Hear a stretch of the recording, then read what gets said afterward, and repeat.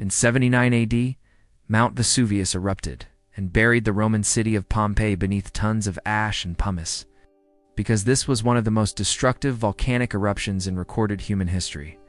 Much of the city's physical remains were preserved for centuries. Now, almost 2,000 years later, new discoveries are still being made about life in the hours leading up to the disaster.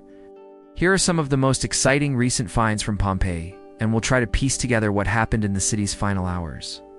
Pompeii is located just outside Naples in Italy. It was a bustling town of around 11,000 people that was home to merchants, traders, and laborers. Like any other city, it had its fair share of crime and violence. But overall, it was probably similar to many towns and villages across the Mediterranean at the time. That is until Mount Vesuvius blew its top. It's well established that a series of earthquakes in the preceding years weakened the mountain. Then when it erupted, it sent an estimated 5 cubic miles of material into the sky. Most of the residents were killed instantly by pyroclastic flows, which are fast-moving currents of hot gas and solid matter. But for those who did manage to survive the initial blast, they only had a few hours to live. Pompeii's fragile second life for hundreds of years after the eruption, the site remained relatively untouched. However, starting in the mid-18th century, excavations began to uncover the ruins. Since then, over half of the city has been excavated. This means that there's still plenty more left to be found. In fact, just last year, archaeologists discovered a fresco of the goddess Venus in an entire neighborhood filled with rooms and shops. But it hasn't been easy getting to this point. Unlike ancient Egypt, where tombs were built deep underground, Pompeii was largely destroyed above ground. For centuries, people took pieces of the ruins for themselves as souvenirs, or used the stone in the buildings for other construction projects. Now excavations are carefully working to restore Pompeii back to its original form.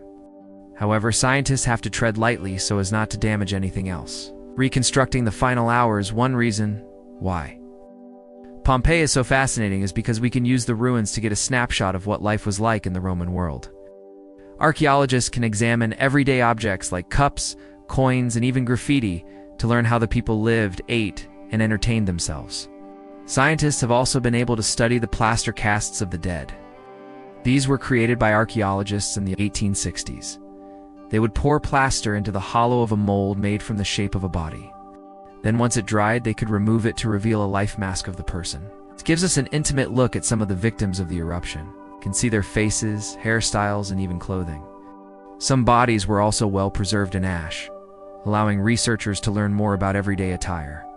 Of course, given the horrific circumstances, these bodies didn't stay intact for long. One of the biggest challenges facing modern archaeologists is that organic material doesn't preserve very well. Most things made of wood, cloth, or metal will degrade over the years. What tends to remain are hard objects like stone, bone, or pottery. But even these items can be damaged or broken by looters or careless visitors. The mystery of the 15 in recent years, scientists have uncovered 15 skeletons that appear to have been killed simultaneously. They were found in a courtyard, along with 4 intact bronze cauldrons. For a while, the prevailing theory was that the people were trying to purify themselves in a ritualistic bath when the eruption struck. But according to anthropologist Tiziana Matarazzo, there's another possible explanation. She believes that the 15th of May have been part of a gladiatorial school. Back in the day, gladiators were commonly enslaved people, criminals, or prisoners of war. And it's believed that they were trained in special schools before being allowed to fight in the public arenas. The cauldrons may have been used to bathe injured gladiators. But in the end, they and everyone else perished when the roof collapsed and the pyroclastic flow arrived. Digital Pompeii, a city reborn in data, thanks to the efforts of archaeologists, historians, and scientists. We've been learning more about what life was like in Pompeii. But technology is also playing a major role in helping to preserve the ruins and recreate the city. The Project Pompeii in Relievo is using photogrammetry to document every inch of the site. Photogrammetry is the science of obtaining reliable measurements by taking photographs. Researchers take thousands of pictures of each room, its artifact and piece of art. Then a specialized computer program stitches the images together to create a high-resolution 3D model. This model can be viewed online by anyone in the world and can be used to virtually walk through the ruins of Pompeii. Secrets in stone. In addition to the plaster casts, Scientists can also study petrified body molds. When a body is destroyed during an eruption, sometimes all that remains are the spaces between the bones. Archaeologists can fill these cavities with plaster, revealing the exact shape of the person and giving them an eerie appearance. There's even a theory that petrified casts might allow scientists to extract DNA. So far, however, DNA extraction from the casts has proven unsuccessful. But archaeologists are hoping to make a breakthrough in the near future. Wine, dice, and daily life amongst the tragedies, archaeologists have also found objects that paint a picture of everyday life.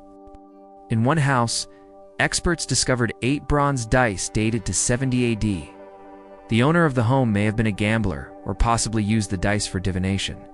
The discovery of wine-related artifacts is also quite common. According to archaeologist Alessandro Ceratops, wine was considered healthy and necessary for important social events. Typical wine-related items found at the site include jugs, cups, and even wall paintings depicting grape harvesting. Archaeologists even came across a receipt for wine dating back to 59 AD. The note reads, quote, 3 sextri of Falernian wine, 3 sextri of Falernian wine, 1 amphora of the Rhenish wine, 1 amphora of the Rhenish wine, 24 denarii. While we don't know who bought the wine or for what purpose, we do know that Falernia was an expensive wine that only the richest people could afford. It's believed that the grapes were grown near the modern city of Naples. The science of decay, finally. Let's talk about what happens to the human body after death. In Pompeii, the eruption caused massive destruction, and the bodies of thousands of people were forever preserved in the rubble. However, because the circumstances of the tragedy were so unusual, scientists have been able to study how the body decays under different conditions. Take, for example, the skeleton known as the Caput Liberto. This individual was an adult male who died at around 35 years old. He was identified in 1874 and his skeleton was removed from the site. But after sitting in a museum for over 100 years, scientists decided to take another look. In 2018, researchers performed a complete anatomical analysis of the skeleton. He studied the bones to determine his height and learned that he was a short man standing at just 4 feet 11 inches. They also examined the cranial sutures, which are the joints between the bones of the skull, to estimate how old he was when he died. Overall, his skeleton was in pretty good condition, but it was missing a few ribs, parts of his legs, and both of his arms. So what exactly happened to him? How did he end up without several key bones? Well, it turns out he's not even a complete skeleton. According to Smithsonian Magazine, the Caput Liberto is actually a collection of 2 skeletons. The bones belonged to 2 different individuals who were roughly the same age and height. At some point, grave robbers stole his bones and tried to sell them as a single skeleton. When they couldn't find all the pieces, they switched the arm and leg bones with those of another man. Now watch.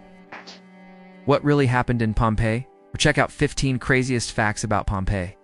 Casts of the dead, these voids are one of Pompeii's most famous and chilling discoveries. Archaeologists realized that when they filled the hollow spaces with plaster, they could recreate the final postures of Pompeii's victims. Some appear to be sleeping, others are mid-scream. A mother cradles her child, a man shields his face. It's morbid, it's heartbreaking, and it's real. These plaster casts became iconic, turning tragedy into testimony. And yet they also raised new questions. Who were these people? Why did they stay? Could they have survived? The mystery of the 15 now. A team of scientists is studying a particular group of victims' 15 bodies discovered together in a small room in the city's east. Their positions are unusual. Some lie close together. Others reach for the door.